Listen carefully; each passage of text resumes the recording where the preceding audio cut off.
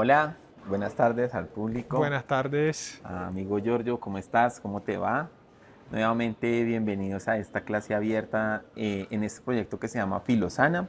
Filosana es un espacio promovido por la Vicerrectoría Académica de la Universidad Pedagógica Nacional que tiene como fin abordar la sintomatología, la psicopatología, nuestros sufrimientos, aquello que Freud denominó el síntoma, como con una perspectiva filosófica que trata de abordar esto como desde una perspectiva un poco más amplia, que no sea solo desde una perspectiva que ubica lo que nos pasa desde el cerebro o cognitiva o como una estructura del lenguaje, sino que apunta a que nosotros o los padecimientos que tenemos de una u otra manera son padecimientos en los cuales el alma se expresa. Un psicólogo americano y filósofo que también trabajamos mucho acá, dentro de tantos, James Hillman, nos va a decir en un texto muy bonito que se llama Reimaginar la psicología de 1976, que lo que llamamos los padecimientos, los dolores, los sufrimientos, es la cualidad del alma o por decir de la mente que tiene de enfermarnos. Este psicólogo tiene una idea que me parece bastante, por decirlo así, eh, difícil, porque es difícil de asimilar para nosotros, y es que irruptiva, y es que el alma enferma. Una cualidad que tiene el alma es enfermar. Y es bien, bien interesante porque en cierto sentido se separa de esta cuestión que lo importante es estar normal o que lo importante es la normalidad. Si bien ya hay posturas que van a criticar qué significa este tipo de normalidad, a qué apunta, digamos, que las personas digan que son normales, ¿no? ¿A qué voy? Por ejemplo, muchas personas pueden acudir a un psicoterapeuta o pueden acudir a algún amigo en alguna de estas posiciones en las cuales sufrimos, tenemos, digamos, padecimientos, y la persona le dice a uno usualmente, mira, lo que te está pasando no es normal, deberías estar normal. ¿Qué es normal? ¿No? Entonces normal es tal vez estar sujeto al sistema de consumo, estar sujeto, digamos, bien adaptado a una sociedad bien terrible. Digamos, te dicen a ti normal es que tú trabajes 12 horas y no tengas una jornada de descanso, o que tu trabajo sea denigrante, o que cosas así por el estilo, ¿no? Que ya el marxismo, obviamente la perspectiva crítica le hace una crítica a esto. Pero nosotros también abordamos desde acá, de una psicología que se llama psicología profunda. Sigmund Freud le dio inicialmente ese primer nombre a su psicología, y nosotros, el pensador que seguimos, que se llama James Hillman, va a decir algo así como que, utilizando una frase del gran pensador Heráclito, un filósofo griego presocrático del siglo V antes de Cristo, que va a decir: no importa los caminos que recorras, no importa los caminos que recorras, tan profundo es el logos del alma, o tan profundo es el entendimiento del alma, porque en cierto sentido, ¿qué es lo que busca el alma? La profundidad. Por eso el alma no se enferma, por eso de una u otra manera el alma tiene esta cualidad, siguiendo a Hillman, de patologizar, de enfermarnos. Y hoy vamos a hablar de una seguramente de las que más enferma, pero que también trae regocijo, la divina Afrodita, la diosa de la belleza. ¿Y por qué arrancamos así? ¿No? Porque, claro, nuestra psicología propone es: no busquemos necesariamente un tratamiento que nos normalice, sino que busquemos es la profundidad de aquello que nos pasa, ¿sí? Entonces, usualmente esto llega a las personas en su vida. Puede ser, digamos, que ya en una fase adulta, o cuando le llega una enfermedad, o cuando le llega alguna ruptura, o cuando le llega algo que la persona necesariamente tiene que entrar a esta profundidad del alma. Y ese es un camino, pero hay veces no. Hay veces las personas pueden estar, lo que podríamos denominar, las personas están bien, entre comillas, lo tienen todo, pero aún así se enferman. Y aún así, digamos, podemos ver cómo, entre comillas, una gran celebridad puede tener depresión. Y pareciera ser que lo tiene todo, pero no. Algo en ella la enferma, porque el alma tiene esta capacidad de enfermar. Y no solo desde ese punto de vista, si te has dado cuenta, Giorgio, sino el alma tiene la capacidad de enfermar psicológicamente, y que después eso pareciera ser que se traduce en una enfermedad literal, ¿no? Tú has escuchado estos famosos casos de los hipocondríacos o las personas que dicen que tienen cáncer pero no lo tienen, Claro. y es la capacidad que tiene el alma de enfermar. Entonces nosotros tratamos de atender a esto, ¿no? Digamos, a una psicología que aborda estas temáticas. Bueno, yo diría que una psicopedagogía filosófica que aborda, digamos, a estas temáticas, no solo, digamos, desde un punto de vista clínico, porque, digamos, no hacemos clínica en un sentido, digamos, médico, digamos, de estar digamos, en un espacio clínico, pero sí hacemos en un sentido terapia en la cual abordamos las ideas, abordamos las psicopatologías, los sufrimientos desde una perspectiva tanto pedagógica, psicológica y filosófica. Esta introducción tan larga para hablar de algo que nos hace padecer a muchos y a muchas es la divina Afrodita o un hijo de ella en alguna mitología, ¿no? El amor, ¿no? Vamos a ver cómo, en cierto sentido, de manera general, las personas siempre estamos, en general todos, las personas me incluyo, estamos siempre buscando esa belleza, ¿no? Pareciera ser que la belleza es algo que se nos presenta, pero que a la vez se esconde. Como dice la canción, eh, la belleza se refugia en el alma. Vamos a arrancar con una pequeña invocación, porque cada vez que se hace una invocación se eleva la petición a algo que no está en mí en cierto sentido, y algo que yo requiero, y algo que en cierto sentido yo le doy como valor y respeto. Decimos, si queremos hablar de Afrodita, tratamos de invocarla a ella, ¿no? La divina Venus o la divina diosa de la belleza. Para los griegos la llamaban Afrodita, Venus para los romanos o latinos.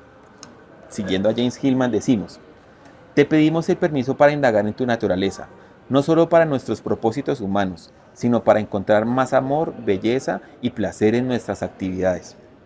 Más aún, para indagar en el propósito de las compulsiones tan extrañas, atractivas e irresistibles que emanan de tu presencia, que puede que sean para tu mayor felicidad.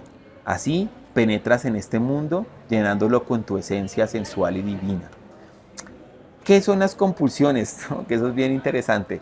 Podemos ver una compulsión cuando una persona, por ejemplo, Giorgio, se la pasa revisando las redes sociales de otra, ¿no? ¿Cuál es la compulsión ahí? ¿A qué nos invita Afrodita? Porque es tan atractivamente irresistible, ¿no?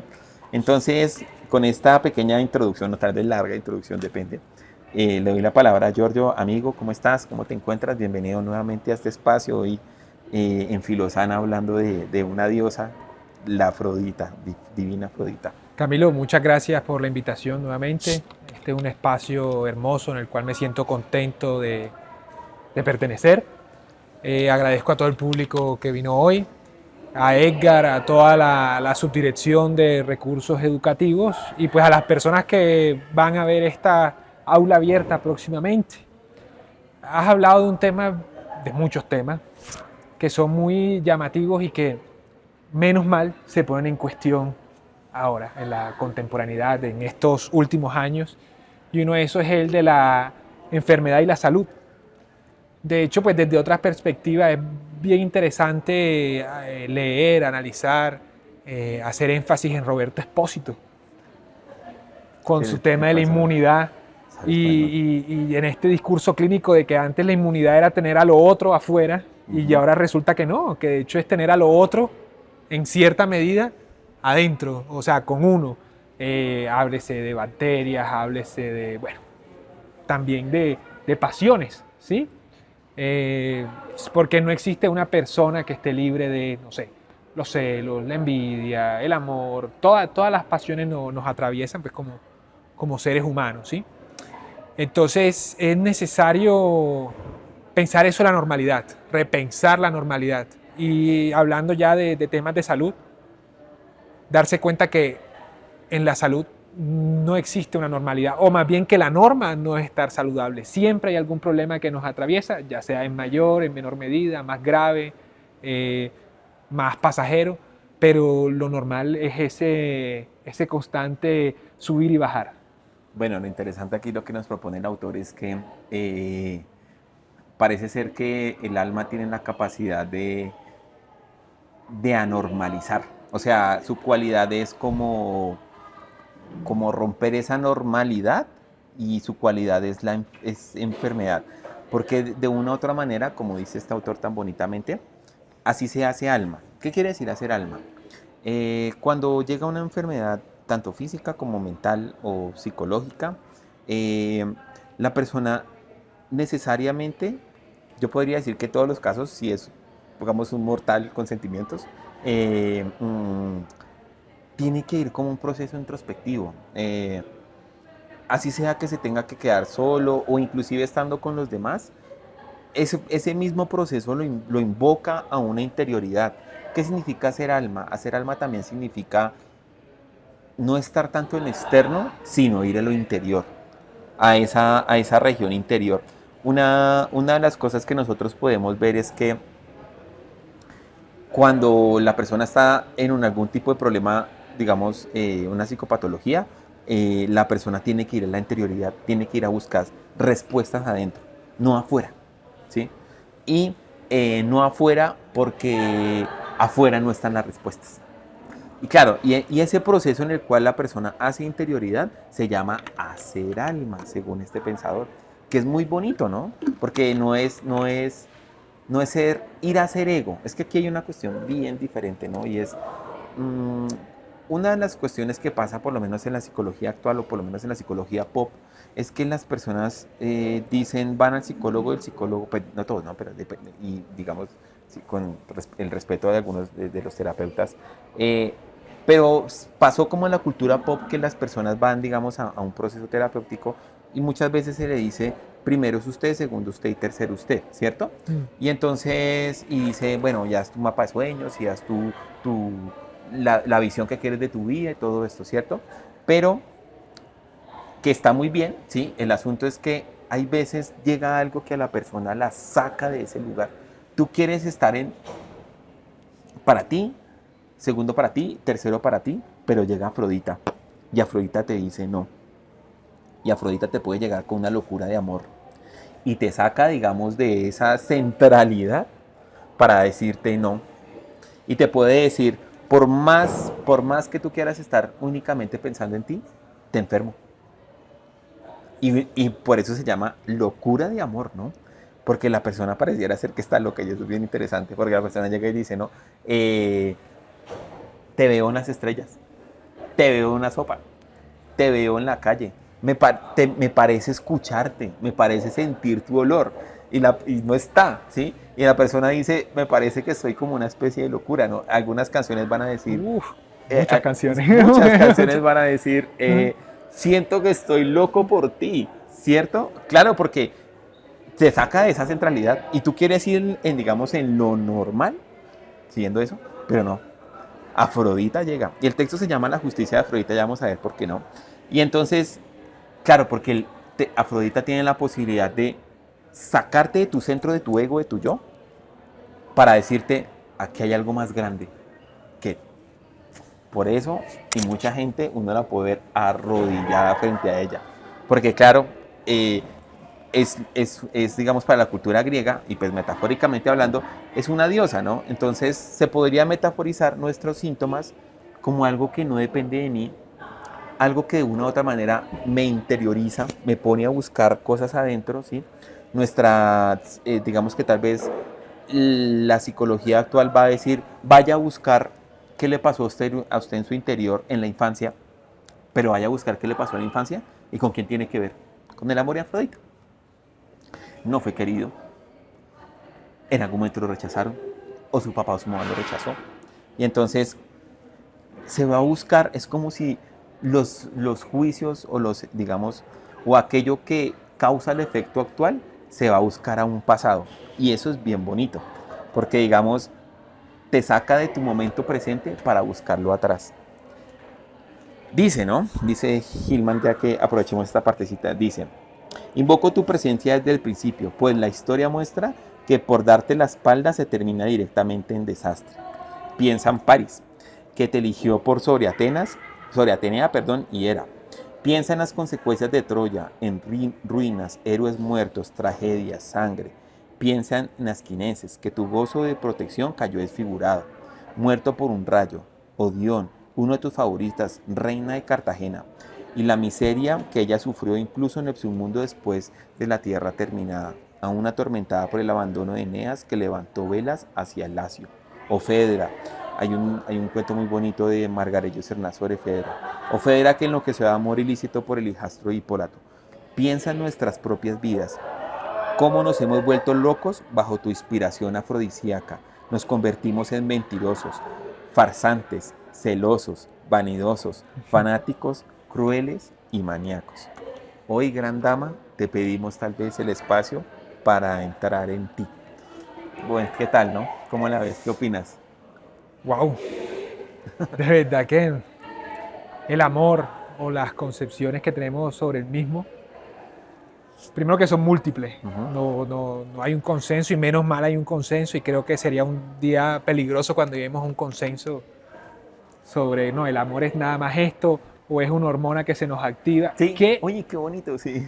justamente ese es Sí. uno de los temas que hay que tratar mucho porque, pues más allá de los diferentes tipos de amor o el amor a la pareja, bueno, por supuesto que hay eventos químicos, físicos que son evidentes o no tanto, pero no se puede reducir exclusivamente a eso. Y ese es uno de los peligros que lleva el reducir, ¿sí?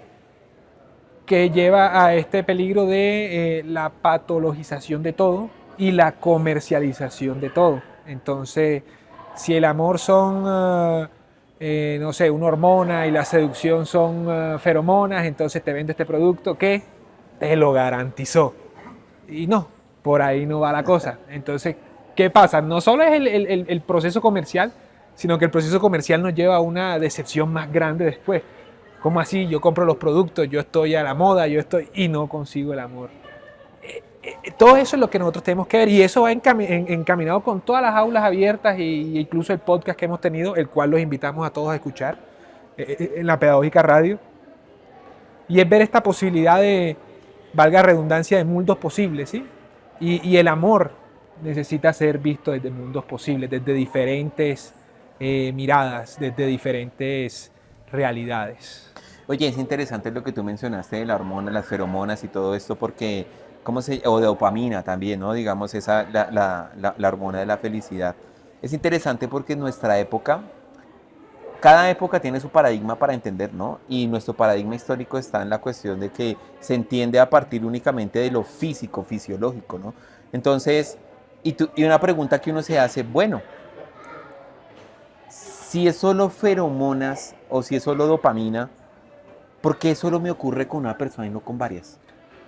Te quiero decir algo, porque a veces ocurre con un avatar, Sí. con un evento, con una inteligencia artificial, porque... ¿Qué te seduce ahí, no? ¿Qué te seduce ahí? ¿Qué hace que yo me enamore de eso? ¿Qué hace que yo piense en eso más allá de, no sé, vamos a decir un muñeco, un dibujo? Claro, sino... que se supone que no produce biología, o sea, que no emana biología, ¿no? Que no emana feromonas. Exactamente, Sí. exactamente. Sí. Y ahora ni hablar, amor a las ideas, Sí. amor a una pues, ideología, amor a una causa. Bueno, Sí.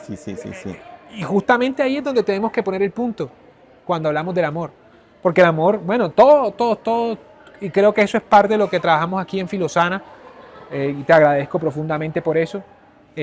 Trabajamos las pasiones en general, los sentimientos, pero también estamos pendientes del peligro que se atraviesa, de que son, que los acabé de mencionar, son posibles espacios para la patologización por una parte, o por otros espacios de la mercantilización del todo. ¿Sí? Sí. Mira, con lo que tú dijiste, vamos a leer esta parte que me parece bien interesante. Dice, quiero invitar a Afrodita para entrarse en la educación. A través de sus ideas, imaginar una práctica más ajustada a sus gustos. Hoy en día la educación y en cierto sentido la psicología tiene una relación extraña con la belleza. La educación no ha sido generosa con esta diosa, reconociéndola principalmente en abstracciones académicas, por ejemplo, o en la primera psicología, el principio de placer, denegrando un rango, digamos, a un principio de realidad. Aquí está refiriéndose a Freud, ¿no? Y está diciendo, claro, o desplazar únicamente el enamoramiento a un tipo de deseo que no se consuma, ¿sí? Si este tipo de Afrodita, digamos, ha quedado relegada e ignorada desde Descartes, desde la imaginación en el erotismo, obviamente quedó relegada en la educación, ¿no? Para nuestros escuchas, el pensador que va a fundar digamos, la modernidad, y la modernidad, digamos, arranca con toda una perspectiva de ver el mundo. Descartes hizo énfasis en algo que dijo, bueno, ¿cuál es la cualidad última de un ser humano? Pues, así para sintetizar rápidamente, el pensar, ¿cierto? La famosa frase que uno ve hasta por ahí memes es pienso, luego existo, ¿no? Hay memes que dicen existe pero no piensa.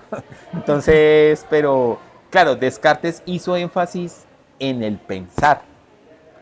Y en el pensar, un tipo de pensar muy particular, ¿no? Pero sí desplazó el erotismo, desplazó, digamos, la sensualidad.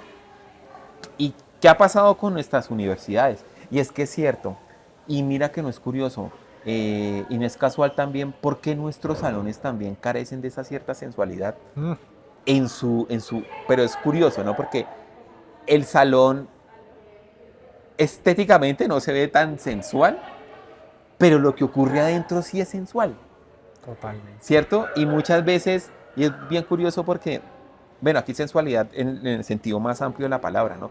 Como esa capacidad de ser afectado por lo que sentimos, ¿no? Entonces, por ejemplo, podemos ver, y es bien bonito, ¿no? Cuando una persona va contando su historia de vida, va contando cómo en el colegio se enamoró, o cómo en el colegio esperaba que llegara la chica que le gustaba o el chico que le gustaba, ¿cierto? Porque a pesar del rígido espacio académico, por lo menos mi educación en primaria fue así, era el espacio recto, ¿no? Se quería una estructura, ¿cierto? Pero sin embargo, a pesar de eso, ella se cuela por todas partes, ¿no? Con sus intensidades.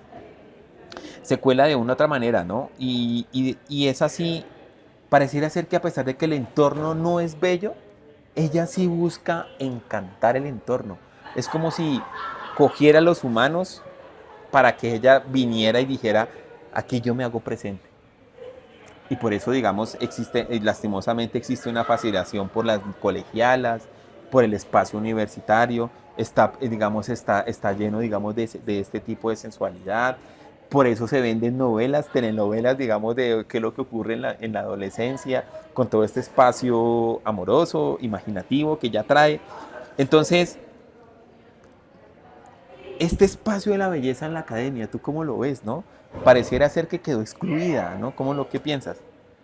Totalmente, totalmente ha quedado relegado, incluso no solo relegado, sino en muchas ocasiones negado. Si revisamos muchos manuales de colegios, instituciones, incluso se ve como algo punible, ¿sí? Que no se puede tener una relación entre compañeros, que no se puede tener una relación, ojo, no solo en el ámbito educativo, sino también en el ámbito laboral. Que Sí, no se debería tener sí, una relación sí. entre compañeros, lo cual es muy absurdo. En cualquier institución eso Sí, no. surge el amor entre compañeros y hablando de Ay, eso, sí, eso sí, es sí, lo, sí. lo bello de Afrodita, que de pronto se nota más en el lugar menos estéticamente agradable. Porque si tú ves a unos enamorados en un jardín hermoso, pues es como parte del paisaje. Sí, sí, sí. Pero cuando tú los ves en unas frías oficinas llenas de computadores, rompe, ¿sí? Y es interesante ver cómo de una u otra manera, claro, y es que es bien curioso, ¿no? Porque se quiere hacer del espacio laboral un espacio calculado, ¿no? Medible. Tú tienes que llegar a hacer tus horas de trabajo, tú tienes que llegar a hacer tus cosas, ¿cierto? Y queda, digamos, queda de lado supuestamente lo que no debería pasar, pero pasa. Y uno escucha estas historias, ¿no? Que son bien bonitas y es que Afrodita tiene ese poder, ¿no? Y entonces se cuela. Y entonces que resulta y pasa que tal persona es amante de tal otra, que resulta y pasa y se vuelve el chisme y además es muy bonito porque, y es curioso, ¿no? Y es porque el chisme como genera comunidad, pero a su vez, como la comunidad está hablando en torno al chisme de Afrodita y cómo ella va tejiendo esos lazos invisibles, ¿no? Como ella está diciendo, Bueno, si sus oficinas son frías, compartimentadas, si sus oficinas únicamente están, si su oficina es un cubículo y tiene que hablar de números y tiene que hacer estadísticas y tiene que hacer todo esto, pues no. Y hace que dos personas se vinculen.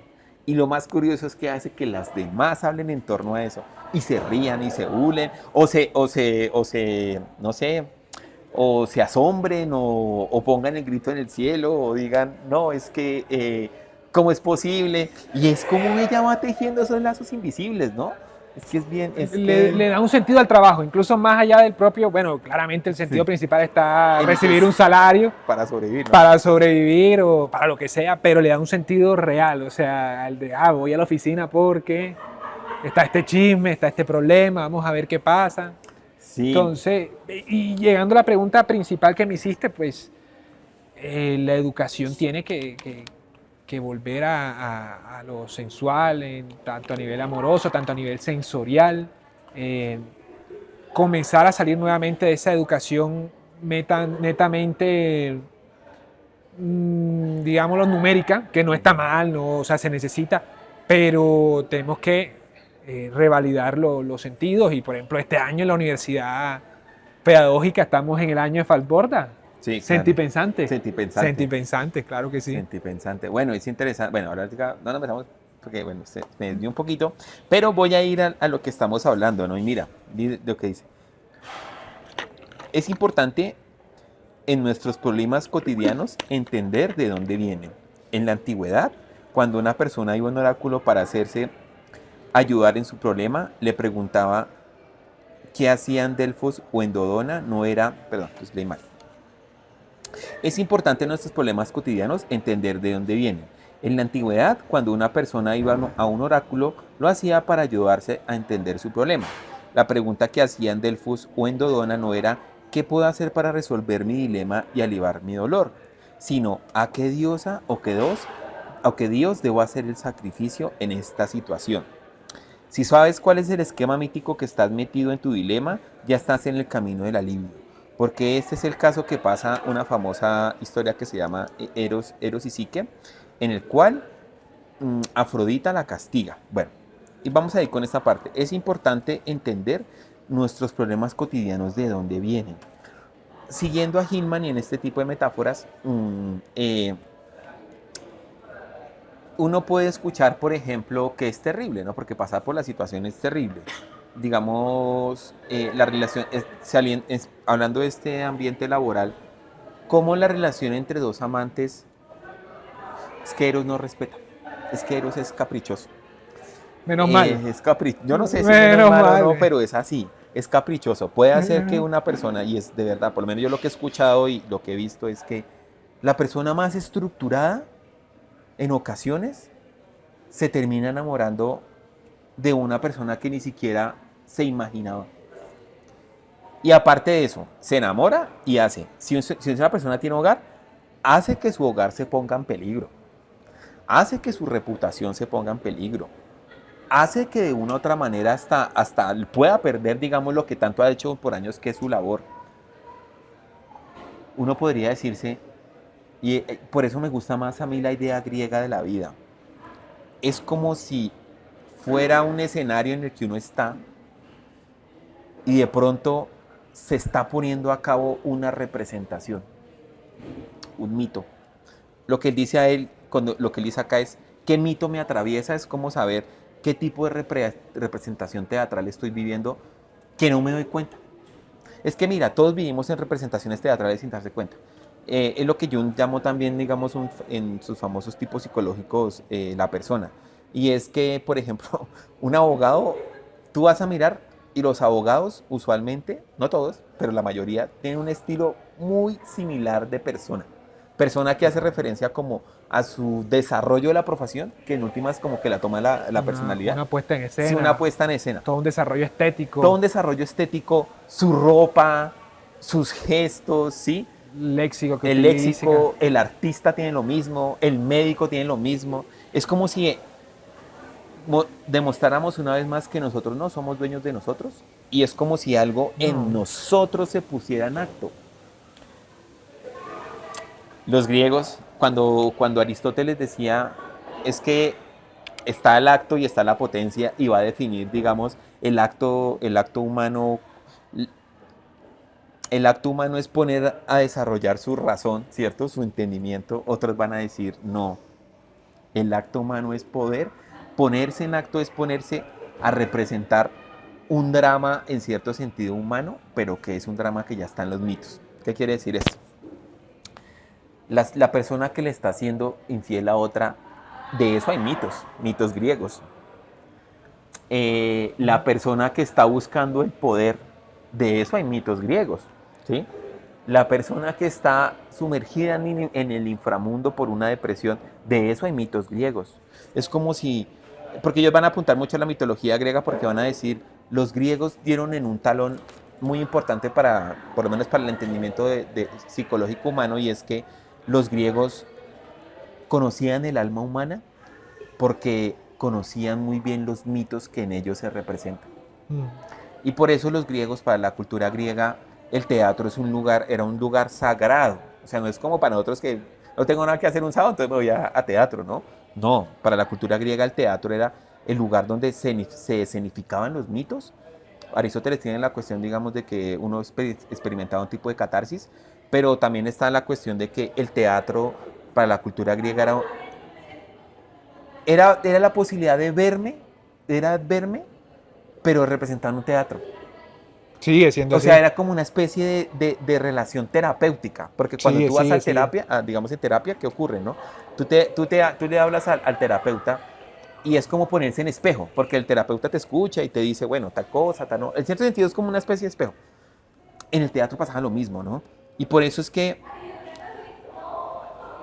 a mí me parece algo, y es que cuando una persona está pasando por un síntoma muy bravo, muy duro, es como una especie de sacrificio que la persona vive. Mira, tú puedes ver, o si tú has pasado por eso, Giorgio, cuando uno está pasando por un síntoma muy bravo, uno tiene un ritual que cumple. Entonces, por ejemplo, el ritual puede ser levantarse a las 5 de la mañana a meditar para tratar de afrontar un día relativamente estable. O el ritual puede ser tal día me voy, qué sé yo, a tomar. O el ritual puede ser o me voy a trotar, o me voy a correr, o me voy a hablar con tal persona. Porque hay algo ritualístico que pide el síntoma.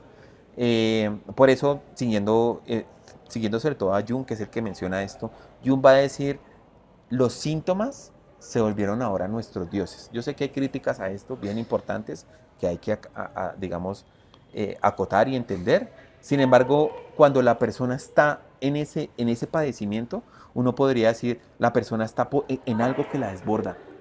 Por eso, digamos, se ve obligada a hacer lo que hace. Es que no puede no hacerlo. No puede no hacerlo, ¿sí? Digamos, uno puede decir, Afrodita no enferma, ¿cierto? Afrodita enferma, y es que enferma a las personas. Claro. O sea, por eso, y mucho respeto a ella. Ella puede enfermar a las personas, ¿sí? Y las enferma y por eso la persona tiene que cumplir el ritual. Una cuestión que, mira, por eso también es que eso es terrible. Cuando, digamos, en ciertos sentidos está en posesión de Afrodita, la persona se vuelve tan, digamos, sin saberlo, cumple el ritual de ella inclusive hasta la muerte. Es que son personas, digamos, que todo el tiempo tienen que verse bellas. Inclusive ya cuando la fisionomía no lo permite, tiene que seguir haciéndolo. Está en la película, un poco grotesca me pareció a mí, ¿no? Pero que maneja también en cierto sentido esto la sustancia. Claro, ¿y no te has visto el corto que hicieron? No. Que son unos chips. Entonces, una persona normal le implementan el chip Sí. en el cuerpo de un modelo. Sí, sí, sí. Es un corto de la misma directora de 15 minutos, pero sí, ¿no? Muestra eso, Sí. indudablemente. Sí, muestra esa cuestión. Entonces, esto, ¿no? Entonces es que también, mira, y estamos hablando de decirme lo que dice el texto, ¿no? Es en verdad un sufrimiento terrible y monstruoso. Recordemos que de acuerdo a Homero, la madre afionita, Dioné, de quien se habla poco, era la estirpe de los titanes. Y los titanes eran fuerzas gigantescas, desbordantes, que no conocían límites. Si Venus portaba con ella el impulso sexual de su padre Urano, cuyo falo fue desmembrado, representa para ello sus míticos genes. El otro padre es una madre titánide de incontrolable fuerza. Así, obviamente, nosotros los humanos sentimos que los problemas de amor son demasiado, demasiado y demasiado grandes y que tienen hasta un momento de belleza que pueden dejarnos sin aliento, fuera nosotros mismos, y confundir nuestros sentidos en un exceso titánico. Pero también sus padecimientos son titánicos. Para la cultura griega, digamos, la famosa titanomaquia, que es cuando los olímpicos se agarran contra los titanes, Urano y Gea, para la cosmología griega, los primeros dioses que es Urano y Gea tienen primero dioses, pero por otro lado tienen fuerzas que llaman titánicas, que son del mismo poder de un dios, aunque en ocasiones lo sobrepasan. Por eso cuando una persona está pasando por algo así, está por fuerzas titánicas que de verdad lo desbordan. Y por eso, claro, y es bien interesante, y por lo menos a nivel metafórico, para los que nos estén escuchando, nos escuchen después, entender o darle una cavidad de entendimiento diferente a la psicopatología o al síntoma, en el cual podamos entender por qué nos desborda, por qué tememos, ¿cierto? Nosotros tenemos temor y temblor. Esta obra de Kierkegaard, ¿no? Temor y temblor. Es que uno tiembla y de verdad, no sé si les ha pasado a ustedes o a ti, Giorgio, es que uno tiembla y le da miedo, porque es algo que lo desborda. O sea, y mira que es bien interesante porque salimos del entendimiento en el cual es un exceso, digamos, es un exceso de dopamina. Hombre, pero la dopamina no me va a... O sea, la dopamina frente a un ser que yo amo, no sé, el ser que yo amo me hace temblar, temer, y cuando no está es una fuerza titánide que me desborda y trato no sé, de hacerle frente con lo que yo puedo, ¿no? Entonces, el texto se llama La justicia de Afrodita. ¿Por qué será que nos pone a juicio así? Pregunto yo. ¿Qué se te ocurre a ti? Yo no sé, pero ¿qué se te ocurre a ti? Pues sí, desde mi perspectiva. Sí, estamos hablando de los sentidos. Sí, si lo llevamos a un espacio contemporáneo, sí. Yo creo que uno es la negación. Y hay una negación constante de Afrodita. Hay una negación constante del amor y un alejamiento de él. Entonces, ejemplo, no sé, yo siento que estoy enamorado de X persona, pero, no sé, primero va el trabajo, la carrera, siento que me quita mucho tiempo, sí, le bloqueamos, lo cual no es ni bueno ni malo, pero sí efectivamente muchas veces utilizamos todo eso, a veces porque es verdad, pero a veces sí utilizamos todas esas cosas como excusas para no abrirnos al otro. Sí.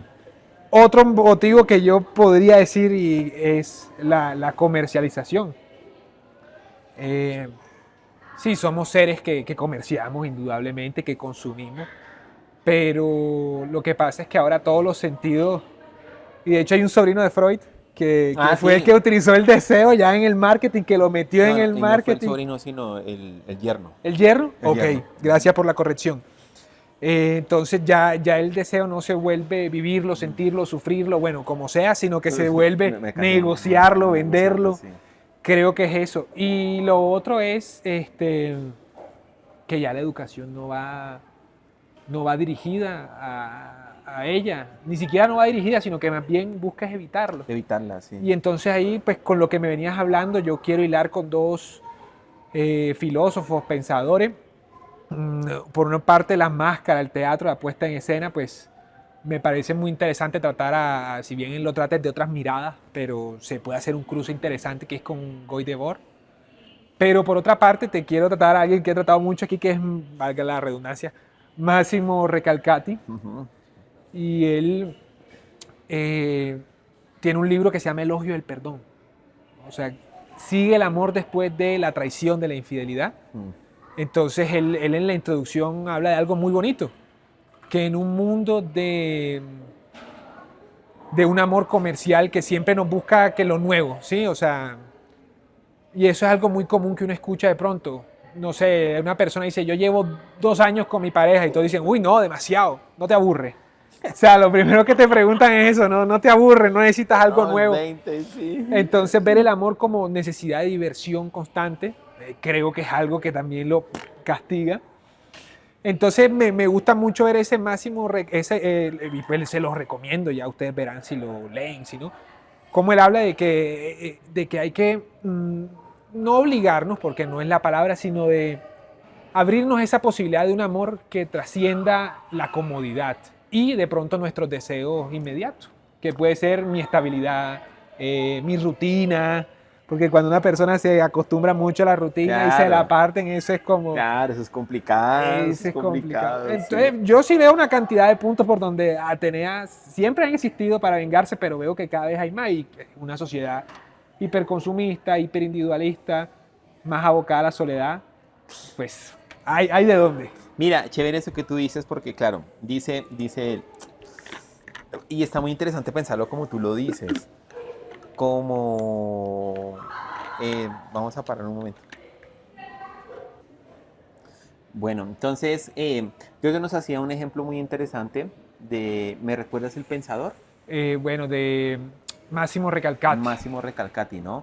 En cómo en cierto sentido también Afrodita se viene a vengar de nosotros cuando no somos capaces de admitir también la particularidad del otro y tenemos que estar siempre sujetos como a la cuestión que nos obliga también el consumo, ¿no? Que tienes que estar viajando, tienes que estar haciendo cual otra y en cierto sentido el efecto es que se desplaza al otro en torno, digamos, a un placer que podríamos considerar hasta superficial. Que no está mal, que está bien que la gente viaje y sea feliz.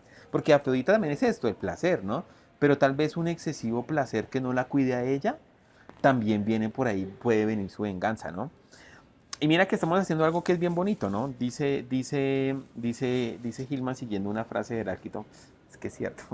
El camino hacia arriba es el camino hacia abajo, es uno y el mismo, y es cierto.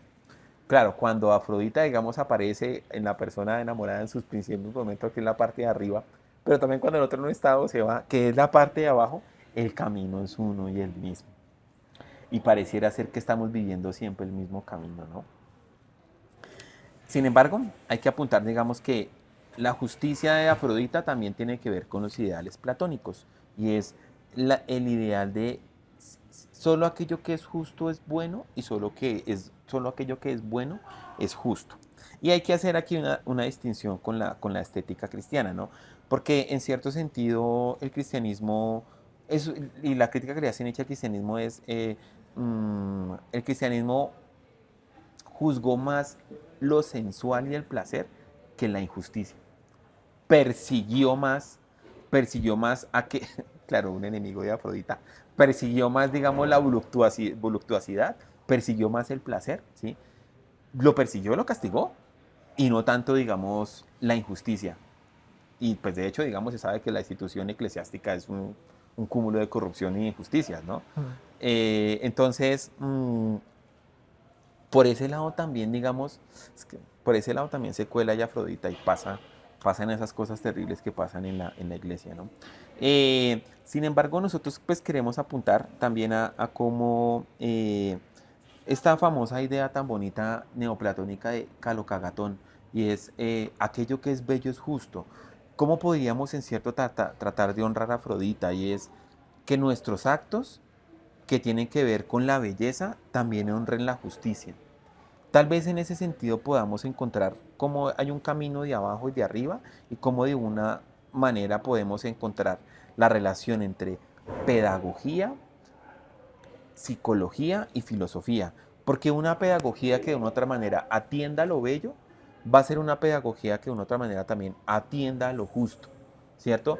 Y esos ideales se llaman los famosos ideales clásicos platónicos, que algunos van a decir son ahistóricos, ya no existen en un tiempo en el cual el capitalismo, la lógica del capitalismo y la ética del capitalismo es que entre más injusto uno sea, más triunfa, ¿cierto? Entre más placer banal se tenga, más beneficios puede obtener en la vida.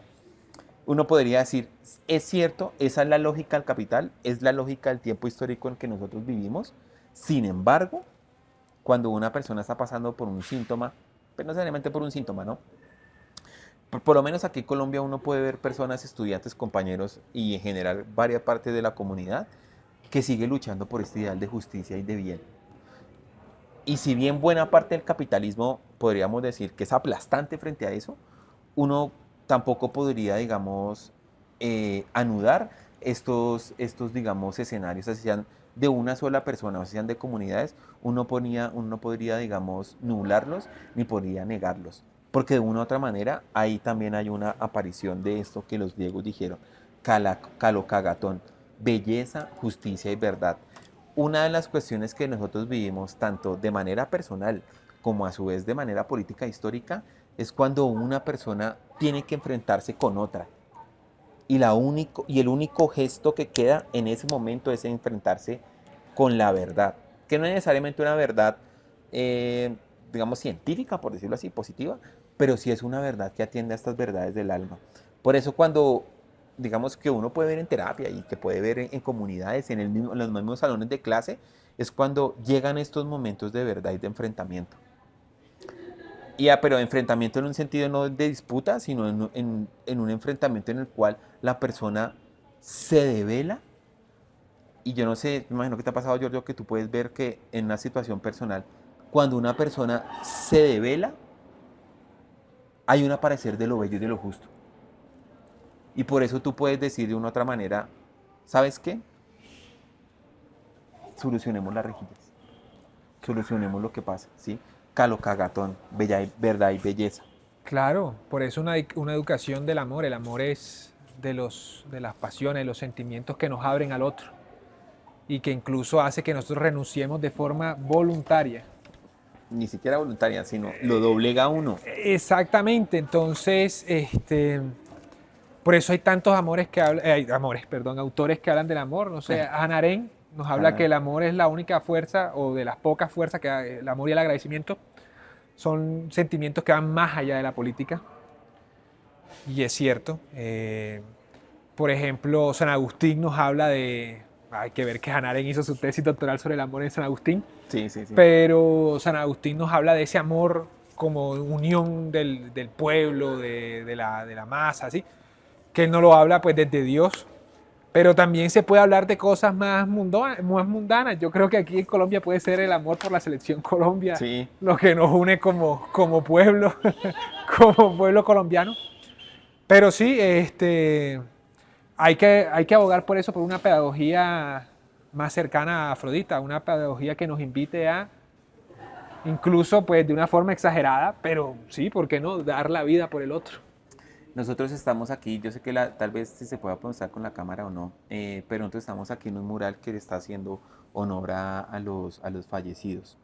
A aquellos que han dado la vida por la verdad, la justicia, y ahí a ellos también les damos honra hoy, con la divina justicia y la divina Afrodita.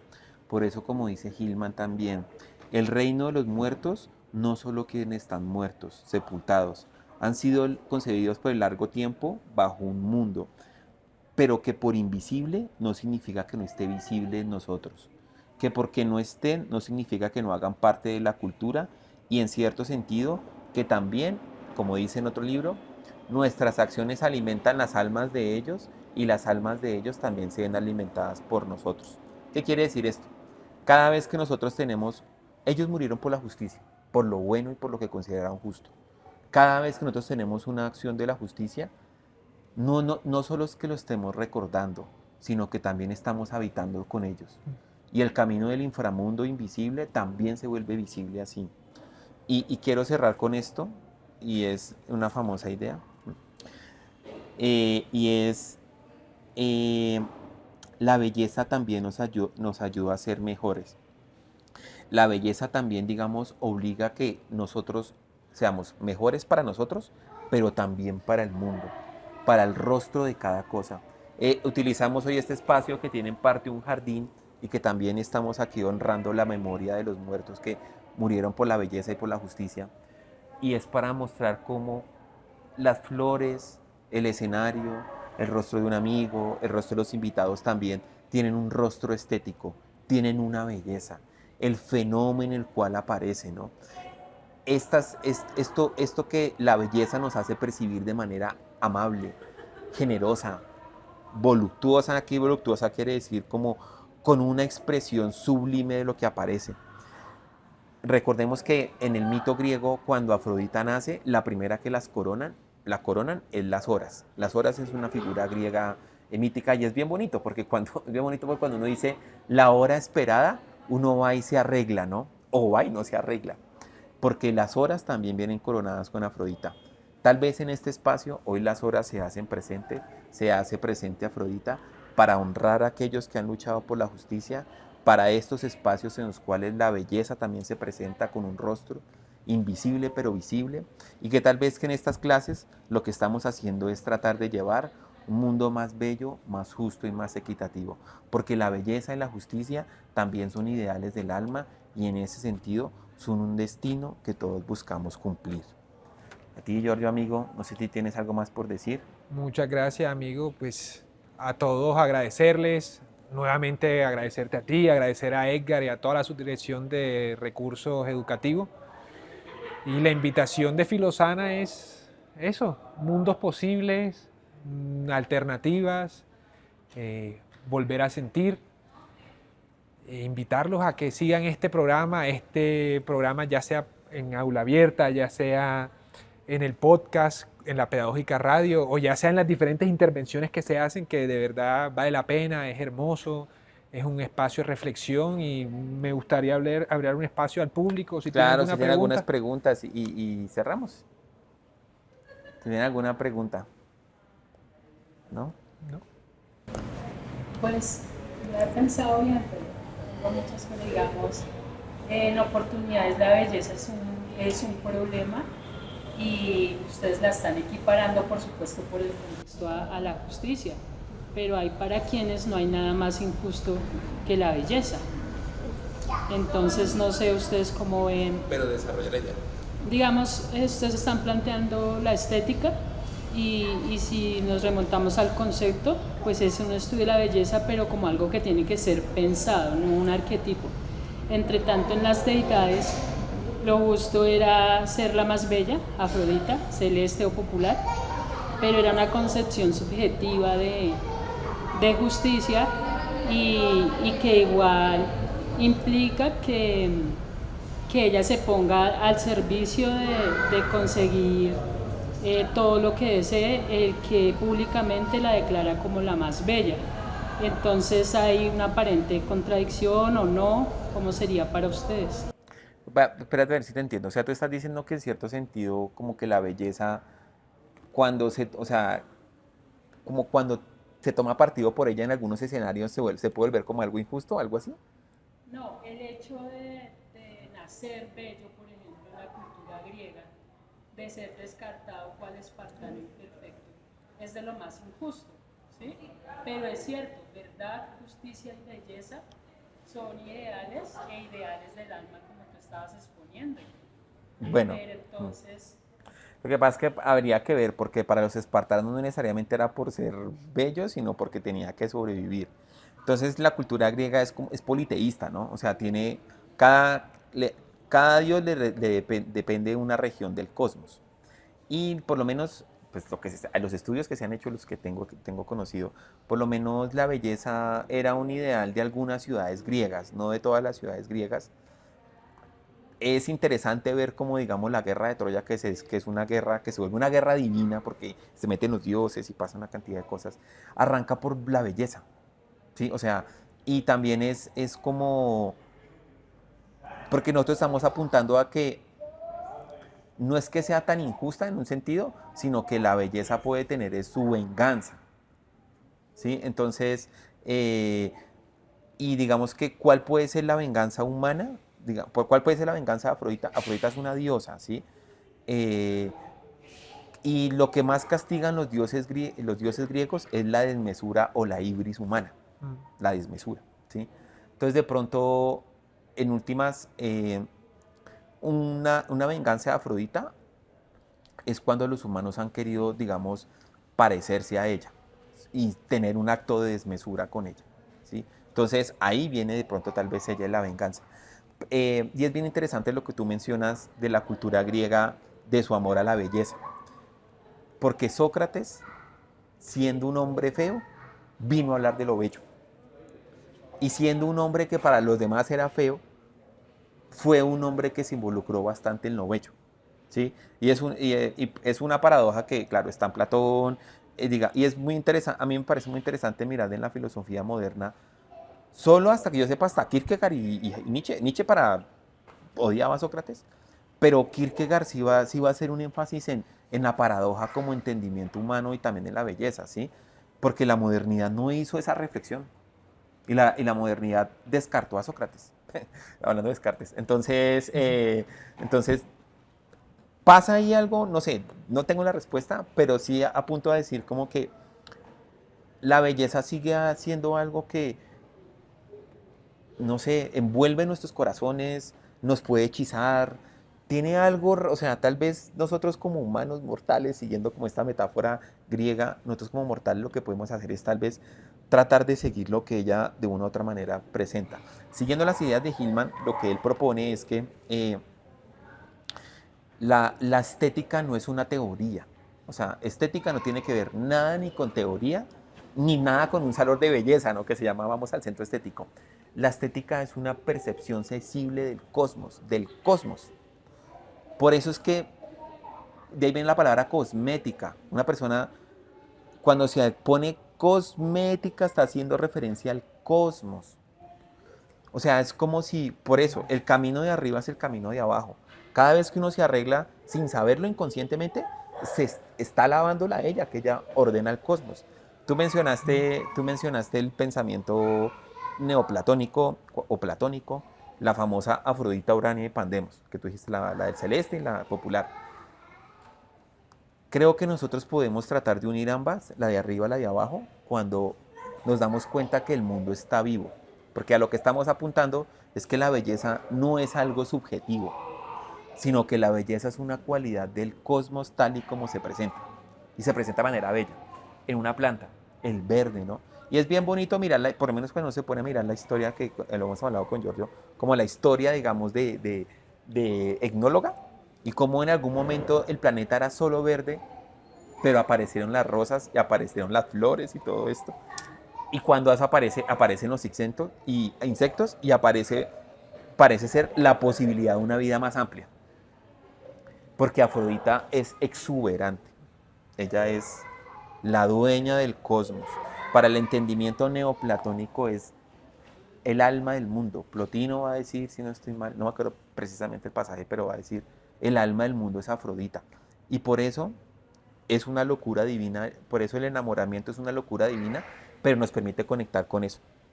Por eso una persona cuando está enamorada se vuelve la clave para todo este tipo de pensadores, porque las ilusiones del corazón conectan con una verdad que es la verdad de Afrodita. Entonces no es que la belleza sea en cierto sentido algo malo, sino que en cierto sentido la belleza es la aparición del cosmos sensible. Y que nosotros lo podemos ver todos los días, por ejemplo, cuando nosotros llegamos a nuestro hogar y no está arreglado, uno siente cómo las cosas lo llaman. Lo que pasa es que falta es sensibilidad. Y aquí hablábamos con Giorgio y debemos apuntar a una pedagogía más estética que atienda a lo sensible del mundo. Ellos que están allá no creo que hayan dado su vida por una cuestión subjetiva. Lo dieron por una cuestión objetiva, que en cierto sentido es mucha sensibilidad. Por eso los muertos también conviven con nosotros, para que atendamos a esa sensibilidad. Y yo quiero darle una respuesta Dale. a Edna también, que es como la idea de todo esto, y es ver que son cosas que nos trascienden, ¿sí? Entonces, por ejemplo, en la contemporaneidad, o en la actualidad ya mismo, nos imponen una forma de belleza, y muchas formas, y también nos imponen como capturar la belleza. Entonces, no sé, el pájaro hermoso, enjaulémoslo. La flor hermosa, cortémosla. Y desde aquí también queremos hablar de que primero hay diferentes tipos de belleza. La belleza no es algo que nos venden en un comercial, no es, aunque sí es en parte, pero no es simplemente, no sé, la modelo de tal forma, sino también la belleza viene en otras formas, en otros colores, en otros sonidos, y también de que la belleza es o debería ser algo superior, en el sentido de que no deberíamos tratar de aprenderla, de encapsularla, de castigarla, de negarla o de utilizarla como una especie de recompensa, ¿no? Algo que va más allá. Mira que creo que es de Rumi la famosa frase que es, claro, tú ves una rosa, ¿cierto? Tú la cortas y te la llevas, ¿sí? Pero cuando tú contemplas la rosa y la dejas ser, la rosa también te enseña, ¿sí? Entonces es más como una educación estética. Mira que es muy curioso que, por ejemplo, hablando de las rosas, que creo que por ahí vi una, las rosas han sido un símbolo muy interesante. Y las rosas, por ejemplo, ¿y por qué se vuelve un elemento, digamos, para entregarle a una mujer amada? Por lo menos cuando yo estaba enamorado, entrego una rosa a una mujer. Y es porque la rosa también tiene este elemento, ¿no? Y es ese contemplar, ese ver, es más como una educación de la contemplación, ¿sí? Muchos van a decir, y Plotino dice una frase que es bien bonita, y es, cuando una persona tiene que deliberar entre qué hago y qué no hago, está perdida. Porque no tiene que deliberar, tienes que contemplar. Y es cierto, mire que cuando uno, cuando uno tiene que deliberar, está metido en un problema. Pero cuando uno está guiado, uno no delibera. Uno está ya metido en eso. Es otro tipo, o sea, estamos proponiendo otro tipo de educación, otro tipo, digamos, que atiende a otra cuestión, ¿no? En eso estamos. Edna tenía una pregunta. Claudia tiene una pregunta, perdón, Claudia. ¿Cuál crees que sería la mirada de ella y de los filósofos de aquel entonces de acuerdo a su ideal de la belleza, cuando hoy en día también el ideal de la belleza está matizado por filtros, redes sociales, cámaras que te venden con filtros para que te veas espectacular, te quitan las ojeras, el acné, te ponen, hasta te cambian el color de los ojos? Porque Afrodita también permea la tecnología, es que lo permea todo. O sea, aquí estamos apuntando a algo extrahumano, sobrehumano, ¿sí? En cierto sentido. Y entonces, pues, o sea, la gente dice, la tecnología es hija del humano, pero uno podría decir, pues no, porque o sea, la tecnología hace que la gente tenga mejor sonrisa, mejor cuerpo, pues estéticamente lo que se quiere vender. O sea, aquí la pregunta sería es, no, no qué queremos nosotros de ella, sino ella qué quiere de nosotros. Claro, pero mira que en esa época no había redes sociales, no había filtros. O sea, para mí la idea de la belleza era pura. Es decir, un hombre con un cuerpazo bello era un hombre forjado a pulso. No, pues Por claro, práctica o atleta, deportiva, sí, claro. ¿sí? Y una mujer, bien fuera bella, voluptuosa, en ese momento la idea de la belleza no iba obligatoriamente enlazado a mujer delgada, sin cero estrías, nada, no, o sea, jamás, sin celulitis, podía tomar una Coca-Cola y estaba perfecta, pero igual esa idea de la mujer bella no estaba tan marcada por los filtros como hoy en día. Hoy en Sí, día tú decides ser bello. más o En esa menos, pues época, más o menos, sí. por ahí dicen, no hay mujer fea sino mal arreglada, ¿sí? Y el problema es también de plata, pero yo ahorita acabo de conocer una colega que se metió 50 millones y quedó espectacular. Entonces, a lo que hoy es también es en esa idea de belleza del pasado que realmente eran muy forjados a pulso desde el plano de lo mortal. ¿Ellos qué sentirían ahorita de esa idea de la belleza? No, no hay manera de saberlo, no hay manera de saberlo. Pero yo creo que no, yo creo que no hay manera de saberlo. Pero lo que sí veo es, o sea, lo que se me ocurre decir es que eso siempre, o sea, por eso te decía, no es nosotros que queremos de ella, sino ella que quiere de nosotros. Y cómo ella va organizando ese momento histórico. Hay que tener en cuenta que también, digamos, por lo menos en Atenas se sabe que la gimnasia no era solo para verse bello, sino también tenía una cualidad de virtud. No de virtud, también era virtuoso. Entonces, digamos, la persona, digamos, que iba al gimnasio también tenía cierta educación con la virtud. Entonces, la famosa idea de ella, no sé qué. Sí, y hay que tener en cuenta que, es que los griegos era otro cuento. Entonces, digamos que la gimnasia también era en honor a un dios, al dios de la ciudad. Entonces, uno puede ver eso en la guerra de Troya. Entonces, en la guerra de Troya, la idea de gimnasia no era solo para ir al campo de batalla, sino era también un ejercicio de virtud con la misma ciudad. Ahí la clave también la idea polis. Son diferentes matices, ¿no? Sí, de hecho ahí hace una pregunta filosófica, incluso antropológica, si es que la técnica o el hombre marca, el ser humano marca la técnica o la técnica cambia al ser humano. Obviamente no sabremos qué hubieran pensado ellos, de pronto dirían, no, lo máximo.